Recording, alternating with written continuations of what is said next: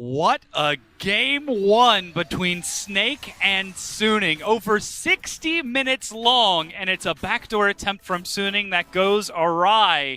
That feel when you're trying to backdoor the enemy base and the inhib respawns. It's just so tough. Yep. Let me just tell you right now, BLG definitely knows the feeling. They're watching at home and realizing, yeah you know what, maybe not go for that. But that was hectic. That was a crazy game, and it really does come down to team fights. I want to bring it on back because it felt so long that you forget about the early game. Because it was a battle between, of course, Skarner trying to find an efficient path and getting to level 6 as soon as possible. I really love the fact that he got that, I would say, Raptor clear. Red, Raptors, full clear blue side. You get to level 4 much faster than the Sejuani. He was outpacing the Sedge, but the problem is, even though, of course, the entirety of Snake were playing to that strength, the lanes were getting ganked. Yeah. So, like, Sejuani was just able to get so much impact in the mid lane. That's something that we've got to talk about, right? Because we mentioned before the game how Suning play around the likes of Hacker and Knight, how Xiao we can expect him to play against Flandre, and they identified that. They played around that style, they played around those lanes, and took an early advantage, breaking all those tier 1s, having significantly more trouble with the tier 2s and the inhibs, though. Exactly. And so I just kind of drawing that back because it really did feel like a mirror of the IG set going up against Snake, just because we saw that invade coming from Skarner, but immediately was batted away by the Sejuani and the Corki, so he had to blow flash early. And if I look towards the lanes, and this is the only really time that interests me in pick and ban, is that what lane is Skarner going to gank, right? Goes towards bottom lane, if he gets level 6, is that there's a Skarner, I mean there's a Tom Kench there. Goes towards mid, Valkyrie from the Corki just to turns get him away around. from that, exactly. And then goes top lane. That's just so hard for him to have those early game impact that the Suning lineup was able to get into their 1-3-1 a lot easier. It felt like they had so much pressure because their ganks were coming off a lot more successfully. And then once they got Trinity Force on Corki, well, he's like, well, I'm just going to be accruing farm on side lane. Exactly. And we do have to commend Knight for his solo kill on Guoguo in lane. That's but true. in that same vein, we have to commend Snake on putting on a heroic defense. I mean, they were just sitting back for so long and holding on, not giving up anything. And whenever they did have to give up something, they almost always made Suning trade back for it on the other side. Yes, the Baron situation really threw them back into the game. Because this game, in any other circumstance, would have just been Suning's easy peasy. Yeah. They had so much pressure, so much Baron pressure, but Snake understood that they weren't necessarily going to be on Baron, and they had a really good scaling composition. A lot of the counter picks that they were able to get themselves, the Kog'Maw, the Braum for themselves, they recognized that their laning phase was going to be harsh, but when they got later on to the point of the game, that Kog'Maw was going to be free hitting. And that Braum had such a massive presence, being able to block all of Sion's ultis, that Sion didn't have much pressure in team fights. They need to look for flanks, and so it was getting so hard for Snake that Suning, or at least so hard for Suning, that Snake were like, all right, we're getting a lot more easily, like we can actually impact these team fights going forward. It's on to Snake to kind of find a way to be creative about it. So then turning our attention towards this game 2 that's going to be coming up in just a few minutes, Suning, they already showed the early and mid-game ideas on how to beat the likes of Snake. Is it just a single champion change that gives them the late game priority, or do they just end the game before you've got a 6-item Kog'Maw? Yeah, that's when I just say for Suning Gaming, I love their composition. I think it's an execution issue. When you get towards Barons, and if you have the Sion, get the Sion on flank a little earlier to be able to pressure Kog'Maw. If that does not happen, then you will lose the game regardless. Well, we'll have to see if that's going to be the case. It's now time for our casters to get us into game 2.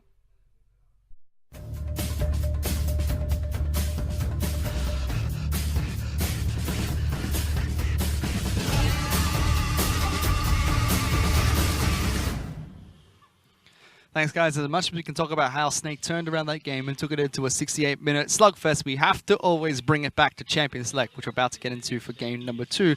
Once again, it's another team we're trying to focus out SOFM's champion pool. We saw multiple bans towards him in the jungle, forcing him to pick up Skarner, and Suning just had a very clean early game from that. Yeah, we saw a very successful start to the game from Suning. I had no quarrels with it whatsoever. It looked like they were very clean, found themselves 3,000 or 4,000 odd gold ahead just past the champion select as well, and the recipe is proven by Invictus Gaming against Snake. They 2-0'd them, they just banned out jungle and then tracked the jungler. Very simple. This game from Suning Gaming was a little bit different through the early laning phase, but they still played in a very similar style from that champion select. And I agree with Raz, it was execution. I think that Sion could have flanked earlier. I think that even when Sion was flanked, he chose to go onto the Braum instead of hitting the carries. And a Kog'Maw and an Azir free hitting is always going to be enough to just outright win a team fight.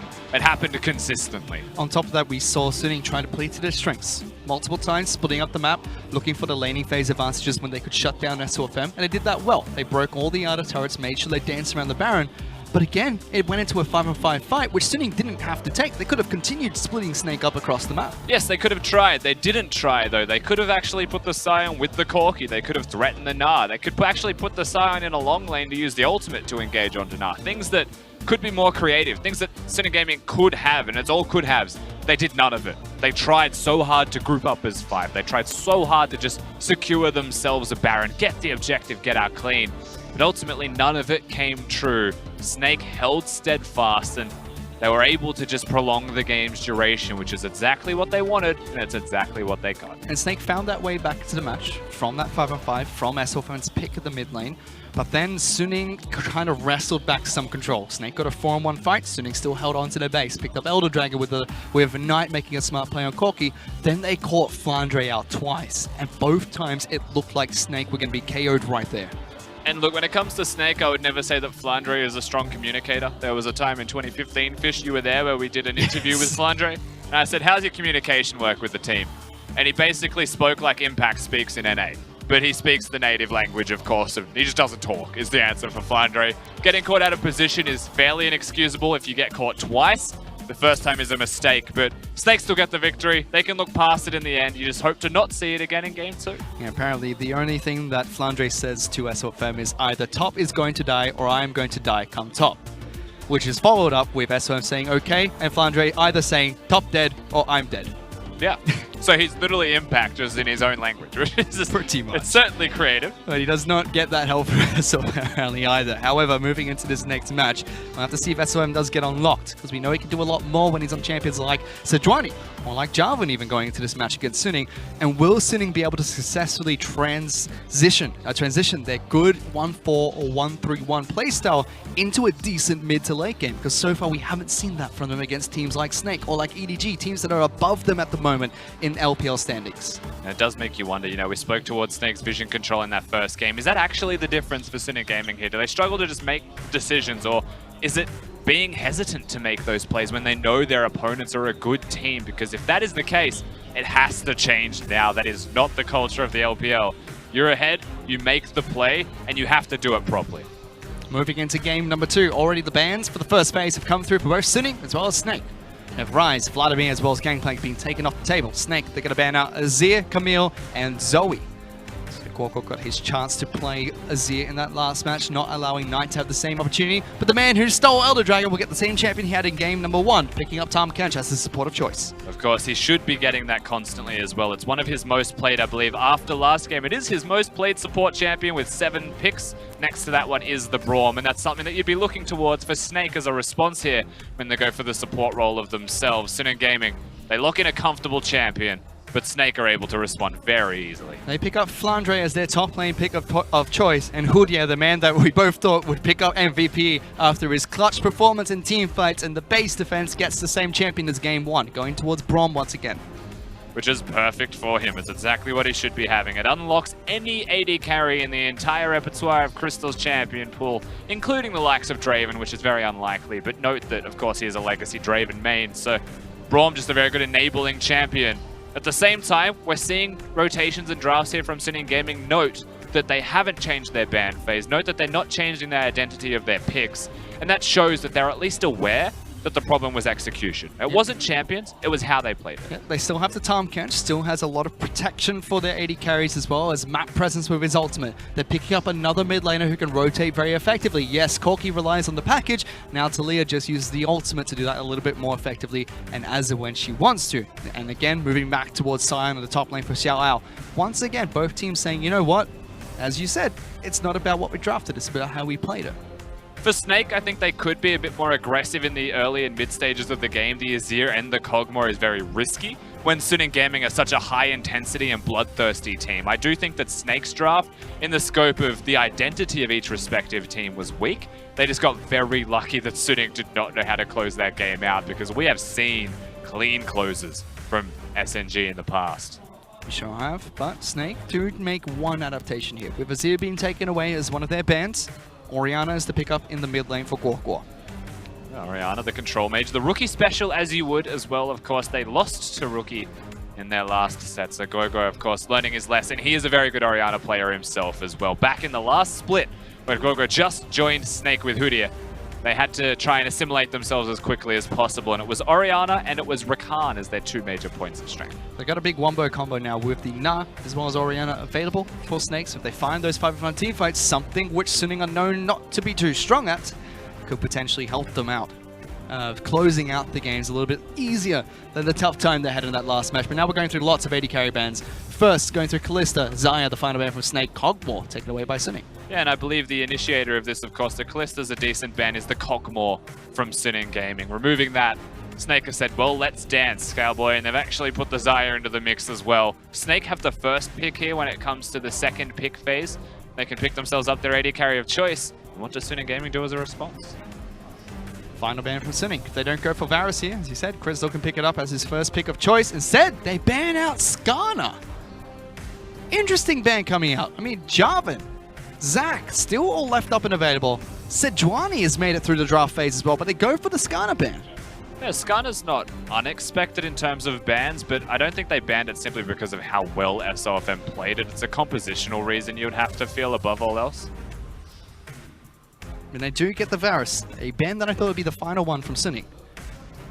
Now it's the chance for Suning to respond. They don't have the option of going towards a Kog'Maw, which they banned out, so no on-hit attack damage carries. Instead going towards Caitlyn. Slightly longer range than Varus, and is able to neutralize the lane to kick things off, but Varus starts to take over once you approach a couple of items.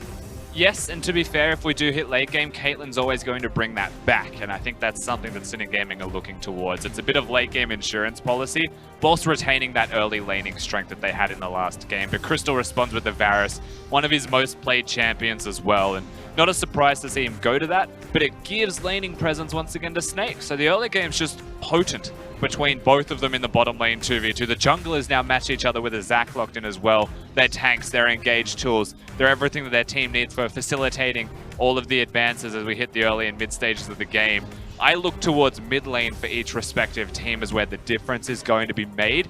And we saw a more successful 2v2 from Hacker and Knight in game 1. And that's something that I think will be more impactful in this one. Especially with Hacker being able to pick up Sejuani with that Skarner ban, forcing the Varus first pick from Snake. They get the rotation of Caitlyn, Sejuani, something that we don't usually see as a last pick during Champions Select. However, without Zac being banned out of this match, SOFM goes towards the second tank of choice, especially with Skarner being banned out. So no Jarvan being picked up here, no Kha'Zix. We're starting to see that transition away from these two junglers and more into the tanks like Sejuani and Zac. Of course, SOFM does have a lot of Zac played. He was one of the more unique, that's a very unique hairstyle. He's one of the more different and unique Zac players. He's had some weird itemization, he's had some weird pathing, he does make some unusual decisions. But that's pretty much stock standard SOFM, and then he tries to constantly innovate from the norm. Constantly force something different into the meta to confuse you, and more importantly, to pressure you, and that's what Snake wants. I mean, we even saw him bring that leash of blue buff and Gromp into the LPL as well. First Zac player in the LPL to do it, I believe, and everyone else has since adapted to that as well. But again, he's now on a tank. He's known to be the pressure jungler. He's known to have his laners work around him, the similar style that we see from junglers in the LCK. But on Zac, it's a little bit different. Normally you have to protect this man because he is not too strong in the early game. Yeah, and you mentioned similar to the LCK, they're one of the only teams in the entire LPL that has a playstyle revolving around their jungler. Everybody else revolves around their solo laners. So SOFM's got a big responsibility for the roster. He usually steps up and delivers though on that responsibility. The major difference shifts with mid lane solo kills, with top lane solo kills, and with bottom lane as well. If Snake just hold their lanes, they'll be better.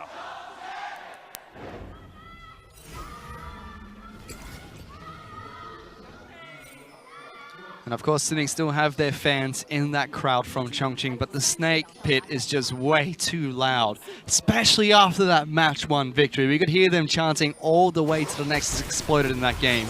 To kick things off, Crystal's already been forced to flash away from a 3-man squad of Snake. Suning, sorry. There comes a time in every League of Legends game, Fish, when your eyes just find themselves glued to the screen no matter what. And if a game hits 50 minutes and somehow crests over to 60, those are usually two very good moments for exactly that happening. So everyone in the Snake pit, the whole arena would have been very elated to see that Snake got the victory, because they would have all been staring down the screen, hoping and praying that their team could come up clutch. Especially when it's a comeback story after Suning held the game for most of that match. Even though it went to 68 minutes, it seemed like Suning had the upper hand the entire way, all the way to the Nexus exploded almost. But taking a look at the key story runes that we picked up, again, both bottom laners are going for the Unsealed Spellbook. This time around in the mid lane, it's going to be Airy being picked up, so top side of the map looks fairly similar, except for Xiao who goes for Comet.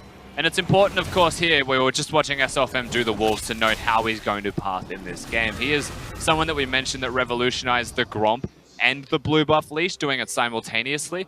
But starting Wolves doesn't always mean that you're going to go to do exactly that. It can actually mean that you're going to, in part, do a full clear that starts with a half clear on one side of the map. So Wolves, Raptors, red buff, and then you can go to Scuttle Crab if you'd like, or Krugs, recall to the other side of the map. And what this does is it forgoes the vision from your opponents. They won't be able to see where you are. They'll assume you're on the top side of the map and you've come back to the bottom side. But that lack of physical vision makes it harder. And again, SLFM's making an interesting play. He went Wolves to Raptors, and now Hacker. into his blue, and he found Hacker trying to take away his own blue buff.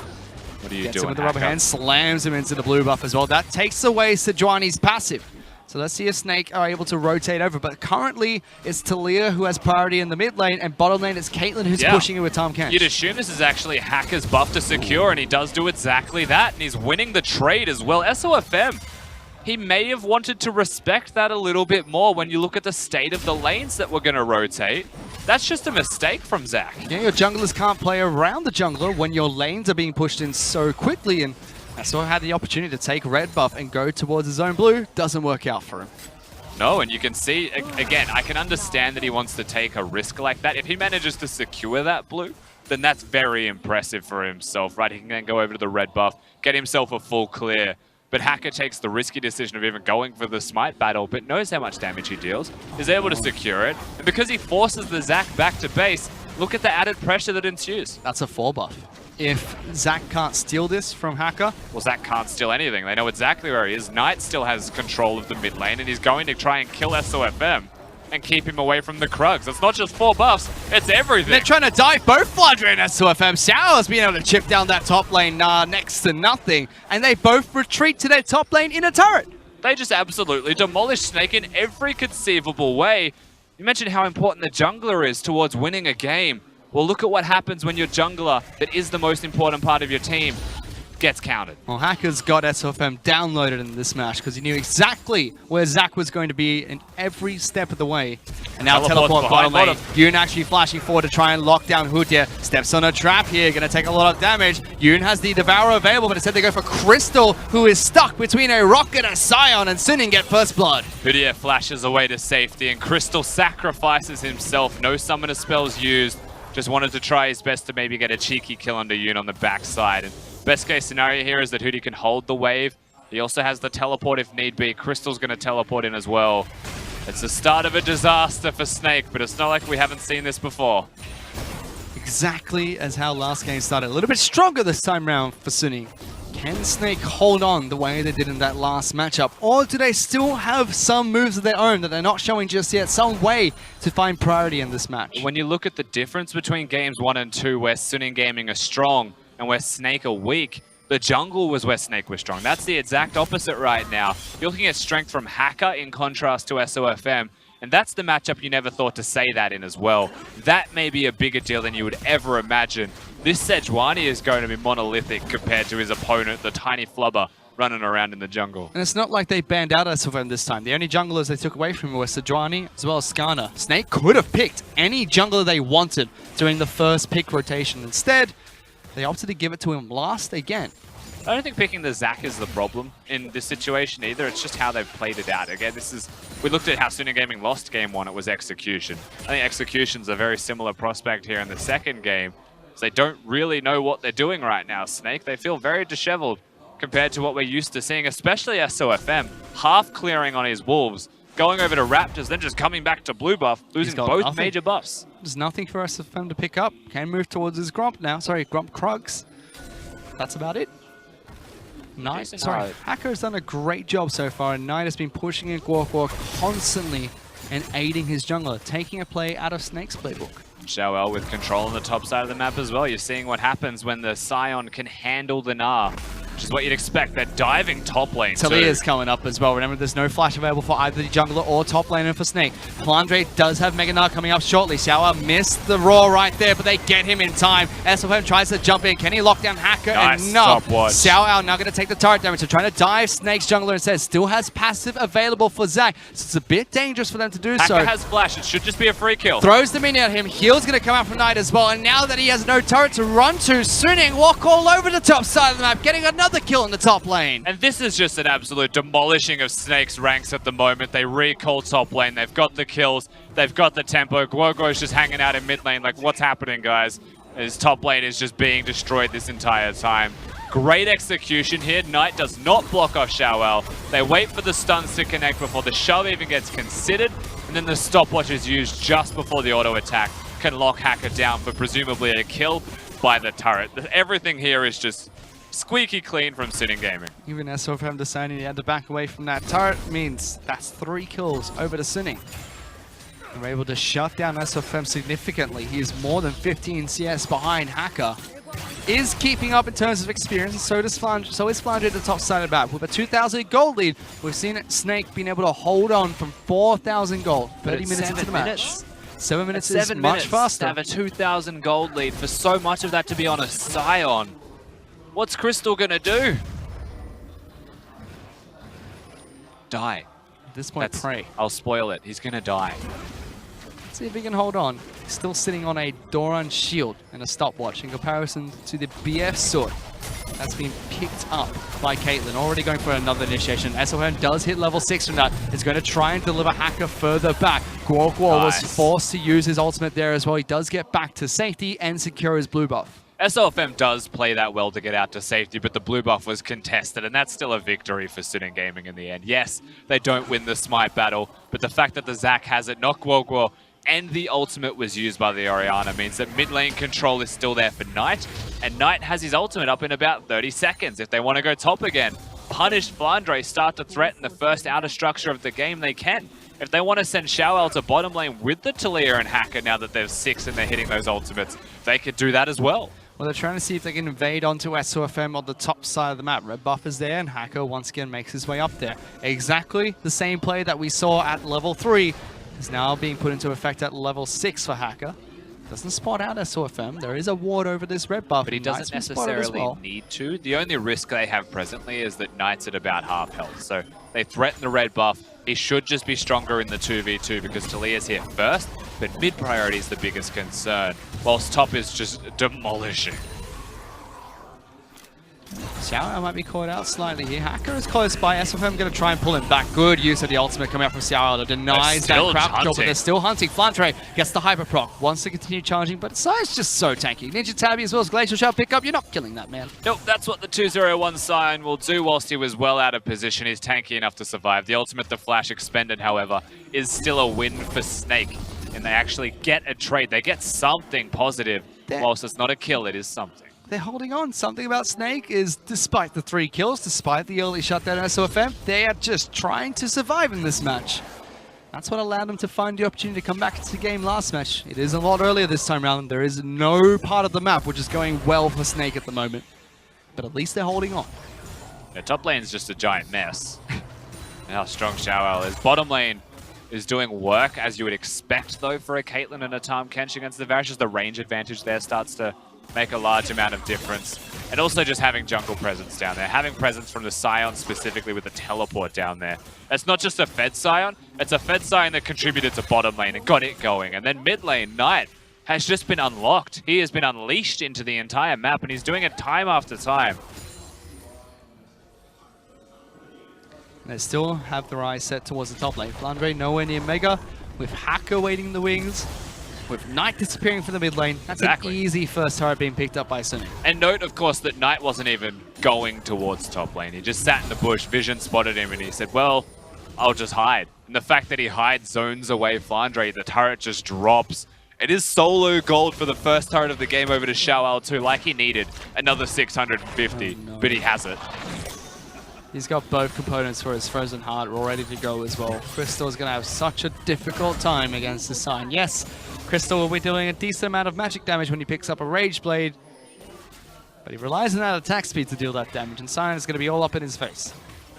Certainly will be. Cyan also just in front of everyone's face being fed means that he's not going to die regardless. Of course, his first item's going towards a Frozen Heart. You're looking towards the second item for the majority of the magic damage. SOFM at least takes his big raptor away. He wants his chickens. They already got a chicken dinner in the first match. Now they'll have to see if they can get it in the second. Crystal does get locked down. Hacker does half his health and damage, forces him to flash away. Even Yoon trying to join that fight, but that's a summoner spell being burnt by the AD carrier Snake. No hesitation from Yoon to jump in as well, so a second ultimate was burnt, but the flash from Crystal means they can dive him at a moment's notice. Whenever they find the chance, Knight being unlocked in mid lane is exactly that opportunity that they could look towards. If they wish to pursue that, they should be, and they are. So they try to go for a dive onto SFM on the top side of the map. They do cancel Sion's ultimate, and Flandre does get a lot of hyperbox, but that's a big Q being charged up by Xiao. In fact, teleport's coming up here as well. 3 of them. Everyone wants to get some action in the top side of the map. Yoon's going to be able to save Sion for a little bit longer. Crafty Chains will come out from Varus, but SFM, you've gone way too deep, buddy. He falls. His passive gets popped. Flandre tries to jump in. Great stopwatch being used by Yoon. Has great health available as well. Xiao gets a kill in the middle of his passive. He's gone for SFM. Look him clobber away. Gets one more down. And now Snake needs to try and run away because Sunny, they've just got so many millions up the top lane. That's an ace. 12 minutes into a match.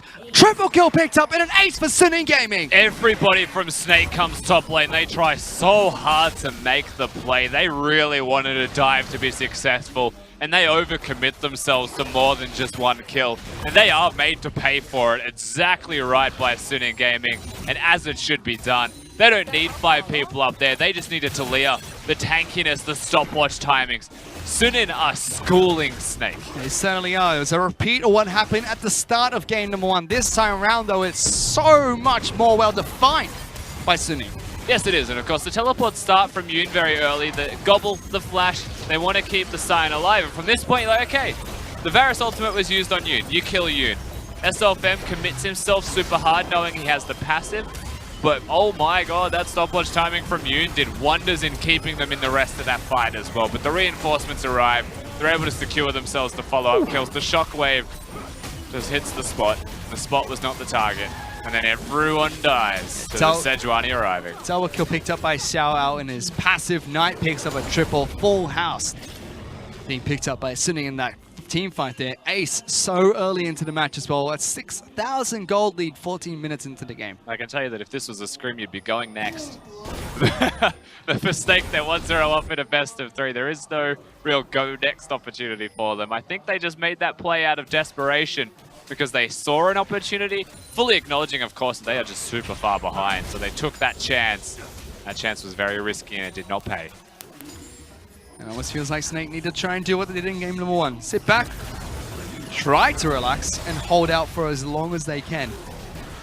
As we've mentioned time and time again, though, Suning have a much larger goal. This is kind of what we see Invictus Gaming do from time to time. Pick up a nice lead from the laning phase and transition that into a snowball effect. Suning have not been able to do that in most of their matches. Instead, get a small lead. They can't transition that into late game. I don't think they're going to have too much difficulty this time around, though. No hesitation from Hacker. You can really see the state of the game with how far ahead they feel. The fact that he just throws the ultimate out. Well, the flash is gone from Gorgo. He had the cleanse, but felt the need to distance himself, you would say. Make sure that he was even safer. Now, he does still have the shockwave, and he's just ticked over to level 11, and also, and most importantly, has the blue buff. So right now, Snake are able to hold that mid lane turret, but it's a limited time only offer. They already have Fury parked in this mid lane as well. So Suning do what they do best. Outer turrets take it down first. Move towards the mid lane. Take down that final outer turret. Increase the goldie to have control majority of the match. And look to try and reset. Take more objectives for themselves. Slowly but surely make sure that Snake bleed out. And unfortunately for Suning Gaming, of course, it's a Cloud Drake. When you look towards the rest of the map, the Rift Herald is something that they've got available to use, but they haven't even needed to use it yet. That's how strong they are. That's how far ahead they are.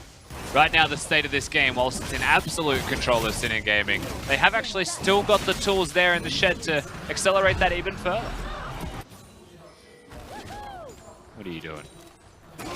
Yelling. Says What are you doing? Unless Fern's just getting caught. Jumps away, he's fine. For now. For now. Hasn't got Flash. Not a lot of people have Flash on the side of Snake. But again, I really want to draw this back to what is Snake's objective in the early game. Because normally it's play around SLFM. First game, yes, he was doing well on the Skarner. Second game didn't do too much. But once those opportunities disappear, even in the first match where you're so far ahead, Snake just didn't have any more plays to make. And they tried the desperation attempt top side of the map, but that's all they really had in this match frankly, as well. their laning's just been weak. SLFM's got such an important role in the team, and he does make some big decisions. But they draft the Varus Braum into the Caitlyn, and the Caitlyn has the push, and they already knew Sejuani was invading, so they prepare that push in advance. And I don't know if SLFM was saying we're going to respond to the push or the invade from the Sejuani, but my laners then can't help me, which is just a mistake from SLFM in the first place, or what the actual strategy was from him. Because even that early game pathing, how often do you see someone go from Wolves to Raptors to blue buff? And why not just do Wolves to blue buff? Maybe just take your red buff after you pick up Raptors and start to clear out the rest of the jungle. At least even if you get 3 buff, it's just a 3 buff, not a shellacking of the jungle. There's the dive mid lane. Looking to go for more kills here if they can. Walk over a good shockwave as well as stopwatch used. But look at that Sion, just parked right on top of the Orianna. Fury picks up an easy kill for himself. Rift Herald is still charging into the base on top of this. Houtier is going to die. That's 2 being picked up by Suning. No response from Snake so far. SO's going to try and do what he can. Delivers unit to the back line. He uses his cleanse, flashes away, gets back nice and safe. Knight will take a little bit of turret damage as Xiao Ao still fancy to go for a fight here. I don't blame him. He's just so tanky on this side. Flandre's forced to flash away. Knocks up Crystal as well. They're going for the inhibitor turret. 18 minutes into this match. Xiao Ao takes no damage. Stop it, Crystal. You tickle. You cannot attack this man.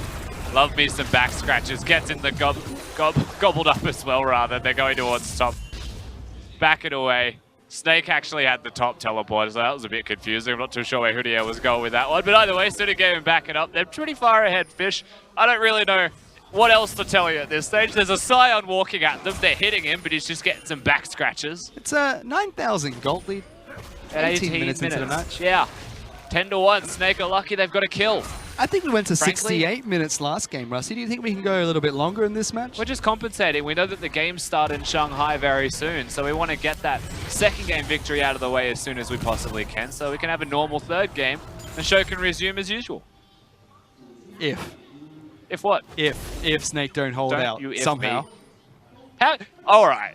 Look, if Suning Gaming managed to lose this one, I've never seen something like that in my life. They are so far ahead on all of the right members that they should just look at Snake the wrong way. If Snake even get too close, one screen away from them, they'll die.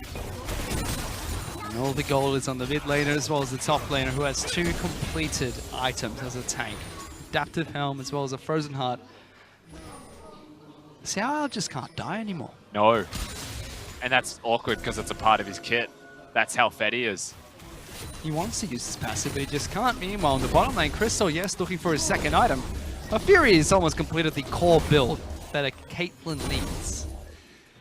Yeah, the Caitlyn's strong. Whilst Crystal has items, he doesn't actually have upgraded boots either. He's not fully efficient. He's going to get chased down by the excess range that a Caitlyn has. The Sion as well. Imagine not having extra move speed against him. Very dangerous. Sejuani on top of that, above all else. And Arila is rushed by Knight as his secondary item, acknowledging that he is far ahead and he wants to lock him down ASAP. We may just see a 20-minute Baron into the game ending through mid lane. That's how far ahead they are. Blocked down SOFM. He's a tank, but he doesn't quite look like one at this point. Splits into Blobless. Fury's there, watches helplessly. There's nothing you can do to protect him at this point in time. Another pick for Suning.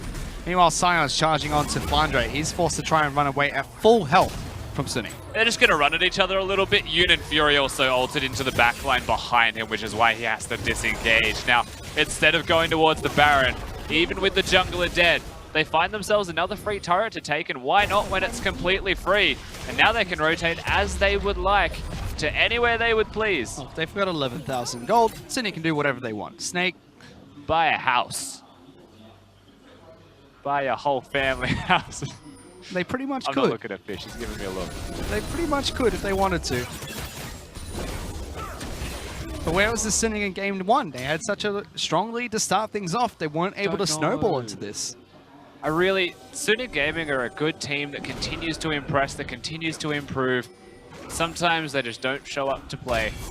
And they looked so good in game number 1 at the start of the game, and then they just lost it. I mean, you even compare that to the matches they had, like, against EDG, where early game they looked good as well. Late game is where they faltered. They weren't able to acquire this big of a snowball, something that we see Invictus Gaming do all the time. And they're very similar playstyles as well when it comes to trying to split up the map. So need to be able to do it well early. Just transitioning it has not been easy so far. Now they have this snowball. They have to try and make these aggressive plays and show they can transition it when they have such a massive lead. Because if they don't have this massive, they won't have this massive lead all the time. And for what it's worth, even in this game, if SOFM by some miracle was able to secure himself the Baron, I don't actually think that even does enough to tip the balance in this game at all. They're just too far ahead, and they should be able to continue to push against the Baron Snake if that miracle even occurs. The state of this game, with a Talia wall available, that's very easily your next best step, is you just set up for the Baron, control the red side jungle, actually push in as a team and utilize that, and then if you start the Baron, which you can, Talia wall blocks them off. They are positioning for vision over the red buff here. I think they're just hesitant. Baron just seems to be some kind of bad wuju. Look, after game 1, I don't blame them. They can go to mid lane if they'd like. They could group up as 5 around that if they'd like. Sion is handling Flandre. No problems whatsoever. If he groups, everyone runs away. They could very well go towards the mid lane inhib if they would choose before the Baron. Let the supers crash in and then go. Or even take down this final inner turret, top side of the map. Fury has those items complete, including Berserker Greaves. This is a little bit too strong at the moment for anyone from Snake to deal with. No armor really being picked up besides Ninja Tabbies from SOFM. The Fury will chunk through people. There's that Talia wall separating the team. Uh-oh, Crystal. And Hacker tries to jump forward. Fakes going towards Guokwa and throws his ultimate out at Crystal, but he sidesteps that quite nicely. He was predicting the flash fish. The Sejuani dashes forwards, throws it at Crystal, hoping that he might freak out and flash over the wall, which is where it was aimed for all along. But Crystal just stands still. A little bit too flashy coming out from Hacker. Way too cerebral. One too many steps. Crystal is a simple man. Where's that man going? Silence charging into the bottom lane. See you, mate! G'day. Goodbye. Oh, he got 39 plus 19 gold there. I can't do the math, but that was worth, I think. That was very bad quick maths, Fish. I'm not going to tell you the number. You're the analyst here. You're meant to tell me how much that costs. I'm not going to tell you the number. Well, that cannon was worth 50, I can tell you that much. Instead, Sydney moved towards the Elemental Dragon. Instead, Ocean Dragon is going to be their target. Slowly taking these objectives away from Snake. Again, they're not forcing the issue. They're not trying to be as aggressive as you think a team with this lead this early on would be, but they're taking it nice and slow. They're taking what is free. They are making sure that Snake are not responding to anything. They're not going for any kind of 60-40 even type plays. Maybe not even 70-30 at this stage. They're making sure that it's 100% or they're not going to commit towards it. At the same time, whilst that is sound and good to see, it's not very Sin Gaming-like. They're a side that likes to make big plays. Seems like they're just waiting for Fury to pick up all 6 of his items. He's getting close. He's got a Last Whisper picked up. There's no armor on the other team. If they have armor, he will shred it. Will Snake ever get it? I don't think they can at this point. Baron's up and available. Knight's going to be able to get the Scuttle Crab. And the rest of the team has already gone for a shot, so they're fairly strong at the moment. Xiao going back to base. Picks up an Abyssal Mask. If you thought you could kill him before, there's no way you're going to do it now. He's so tanky. No one can stop the Sion, but they don't want to use it. It's disgusting, honestly. It's 3D chess right now. Sin Gaming are just so afraid of engaging that they're going to choose to never engage, and that is how they will win the game. They're thinking 3 steps ahead of all of us. Unfortunately, Snake's still playing checkers. I mean, granted, the mid inhib is still open. SFM's now out of position as well. We caught him out. He's able to jump away, thankfully. But mid inhib is available. They have a Caitlyn they could potentially push in. They fighting bottom lane. Xiao and Flandre are going at it. Oh, Flandre's disappeared. Thought we could actually see some fight take place. Flandre even has an experience advantage. He's got 20 extra CS. He's been able to sit down there for such a long amount of time and farm. Snake have, I hate saying it, they've held on for long enough to get 2 items on their carries, and they're working towards a 3rd. They're controlling the split push. And Sin and Gaming are just playing hopscotch around the Baron. Yeah, they don't want that Baron. They just don't want it. I feel like they could bait a fight over it. They could try and force it. They could try and sneak it at this point. That's how much vision they have over this red buff, but no. Instead, waiting for the perfect fight. This is their first attempt at it. Hoodier's got vision he can place down. There's still 4 control wards between SOFM, and they're checking every bush. So no matter what you do, they will find you, and they know you're not doing Baron. All right, there's Would you believe it? Seesaw number 2. They clear out the ward again. Xiao goes back to the bottom lane. Hurry up and fight! Come on! I'm thinking to myself, like, in my brain, it's like, these are the wealth of opportunities that Suning Gaming have got. And then you look at what they've actually done with those opportunities, and they're so afraid. I'm not happy. There's no other way to, like, from 18 minutes in the game, they were what, 12,000, 11,000 gold ahead? Oh, there's still 12,000 gold ahead. Yeah, that's still there. It's not like anything's changed. But if we get to 40 minutes and it's still 12,000, I'll be upset. Making an attempt on towards the bottom lane inhibitor turret. Flandre's trying to hold this one out. Does have Mega Gnar coming up shortly. No one else from Snake can quite get there yet, but now the wall falls. Jumps into Mega Gnar, but is thrown back by Tilia. Takes a bit too much damage, and now Sinning trying to push for this turret. Can they get it?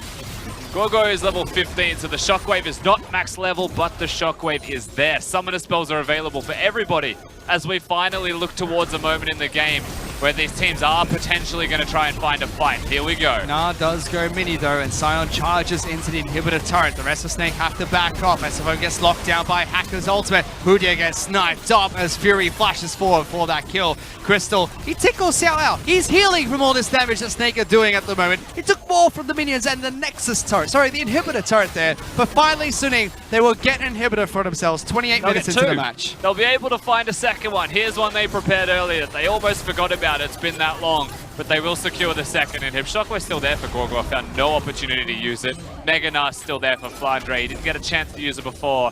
He was all tired, and he came back to Mega a little bit later, so he recycled his angriness. But Sin and Gaming just get 2 inhibs. They did it. They fought, but they didn't have a team fight. They just kind of pushed Snake away, and Snake decided they were not But going that's to the fight point, back. Fish. It's almost like they could have done this for 10 minutes. That's all I'm saying. But give credit where credit's due. Suning are ahead. They are winning. They're 14,000 gold up. As slow as they want to take it, all that matters at the end of the day is if they win the damn game. And they did lose game number 1 in 68 minutes. I can understand why they slowed the game down. I can understand that with an early lead as large as they had, that they don't want to throw it away. That would be embarrassing doing it twice in a row. Also understand that they did it at Baron buff last time, so they don't want to go back towards that objective again. He's spooky. He's scary. Look at him. Oh, I can't anymore. Thanks, Crystal. Don't look at him. He's scary. I think he's a bit scared now. I mean, with 2 inhibitors gone, this should just be a Baron for free as well. We're pretty much talking in a way that's like, this game has been over for 10 minutes, waiting for Sin and Gaming to do that last step that makes the game over. Which is very different from game 1, because despite Suning being far ahead, the main criticism was Suning were not doing anything. Yeah, the game was not over. It was, what, 3,000, 4,000 at most at any one moment. And then complimenting Snake, you know, holding on. But now it's silly. They're 13,000 gold up. They're hitting it. All right, the Baron's actually been started. Snake not really able to get to the area. SLFM's going to try and cover some distance now. They're going to clear the vision. Fury's sitting over the wall. He's got 5 items with boots. They know it's being done because Fury's actually got the debuff. Yeah. Oh, he's in. SOFM, can he do it? He did it! SOFM steals the Baron. Is that going to be enough, though? Despite stealing it, they're still 12,000 gold behind, but somehow Snake find a fight over Baron buff. Why? They steal it away. Why is it happening? Why is this happening to us? There's the 400 health Baron and he just didn't smite it. Look at him go. Oh, back. All the way from it red sits buff. there for like 3 seconds on the smiteable health bar. Ak is just... But they go for a fight. Sinning said we're done. They look for a fight on that top lane inhibitor turret. They get it. They kill Crystal. They kill Hood. Yeah. Flandre was split pushing the bottom lane to take down the bottom lane outer turret. He's going mega shortly. Guorguo takes damage from the ultimate of Caitlyn. Doesn't have Shockwave available anymore. They're sick and tired of being in this snake pit. Suning one out. They need to get to game 3 to do just that.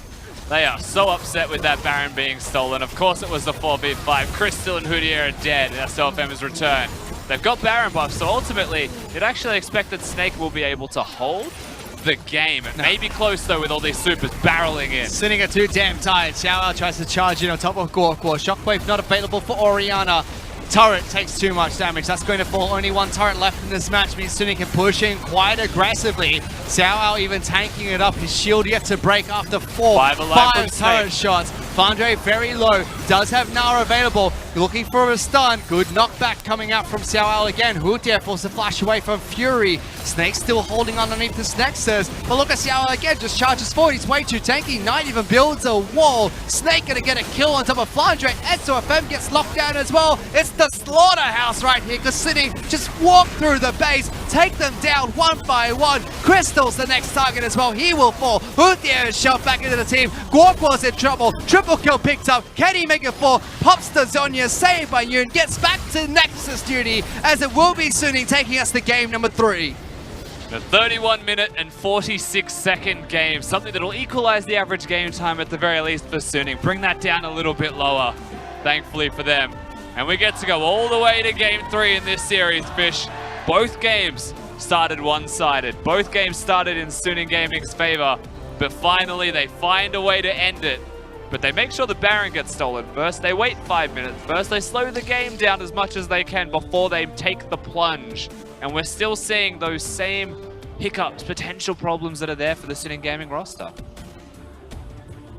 We still see the same problems with Snake as well. Early game, near non-existent besides SOFM making some creative jungle paths, creative plays from himself, but it hasn't amounted to much except for a gold lead early in game 1, and game 2 actually costed a lot of the... It was a mess. Yeah, costed a lot of the tempo the team could have had and a lot of the pressure that he could have distributed throughout the rest of the lanes. Yeah, certainly. I mean, if we look at the difference between games 1 and 2, a lot of this to me is SOFM's early jungling, and the fact that Suning Gaming are able to adapt to that well. They pick winning lanes, they play around winning lanes, and just like that, the game was theirs. And unlike game number 1, Snake were not able to hold on and survive to the late game in game number 2. Brings us to game 3, but before that, let's send it over to the analyst desk to break it down. Thank you, guys. And holy cow, SOFM, how does he do it? Swinging in from over the red buff into the Baron, stunned in midair, but he still lands the smite. This guy is crazy. But hey, that big hype play aside, we still have to commend Suning because that was one of the best games I think we've seen from them yet. Their clearest and cleanest first 6 minutes I've ever seen. And that was, for me, probably like, I would say, a masterclass in communication of how much information was coming across to the rest of the team. It started with level 1, of course, Varus not having flash. So guess what ends up happening? Zach decides, of course, taking Wolf Camp, Raptor, and then going straight towards his blue buff so he's on the bottom side of the map. You have to believe that's the reason why he goes for that clear, because he didn't take a major camp, which is astonishing. The reason why that's crazy is because Sejuani decides to take red buff, Raptors, and then immediately invades, and that's when the snowballing starts happening. Yeah, I mean, that we saw Hacker so sneakily track into the jungle, bully SOFM out. Then he immediately swaps up towards the top side and says, you can't get wolves, you can't get blue. You're not going to come back just for Grump. You're going to go to Krugs, and I will fight you there. Yeah, I just feel so sad for him. I feel so sad for the Zach, because at that point forward, you usually look towards your own mid laner and say, can you look to back me up? That's a Talia on the side of Suning Gaming that constantly has shove, that's constantly looking towards the red buff as well. So Sejuani was always tag teaming up with the Talia. So there's no way Zach's going to get his own red buff. And I think that SOFM recognized that. The moment he was not able to have blue buff, he's at a massive experience disadvantage. He's getting completely pushed out. And worst comes to worst, because of the drafting on the side of Snake, they not only have the losing mid lane, but a losing top lane. Because one thing that we really wanted to hit, or at least I wanted to hit going into the series, was the top side of the map. SOFM, or at least Flandre, is still playing Gnar. For him, he's sticking to his carry champions when the meta has moved towards Sion, Ornn, and Cho'Gath to deal with the Sion. So, sure, Gnar is great going out a laning phase, building up towards your 2 carry items so you can be able to split push versus the Sion. But early laning phase, you get hard dumpstered in the lane. And the reason why it was so snowbally was literally because while they were in red buff stealing and messing with Zach, Gnar was at half HP because of his own trade, so he gets pushed out as well. Yeah, and this is where we come back to the communication for Suning. Like you said, we saw Knight roaming up there. Yep. Xiao Ao, like you said, getting that trade and bullying in it, allowing them to push all the way up to a tier 2, not like 20 minutes into the game, but like, what was that, 3 minutes, 30 seconds, 4 minutes, forcing 2 flashes back and winning both top and jungle at the same time. And the reason why, for me, this was like a hit on the communication was because while all this is happening, mid lane's won, jungle's won, top lane's won. Snake were in the bottom lane pressuring because they had a good matchup there. But then they just TP towards bottom lane. Sion TPs off of that entire shenanigans. And then he just gets a kill on the Varus. So, yep. That's when you start to wrap it up and move on towards the next game if you're Snake. Yeah, well, Knight is going to be the guy who gets our MVP for that game 1. Of course, roaming all across the map on the likes of that Taliyah 6, 1, and 10. This guy, this rookie, is putting in so much work for Suning. Yep. Him and Hacker have been playing phenomenally for the past 3 to 4 series. I think that he's been really growing. Him personally, of course, Knight has grown personally on the stage. So good job to him. Hope he comes out and go, of course, into game 3. Yeah, fingers crossed, because like you said, we do have that game 3 on our hands. The Chongqing Arena is going crazy, but we'll be getting to that in just a moment. First, though, we've got to let the players reset and take a break. So don't go anywhere. We'll be right back.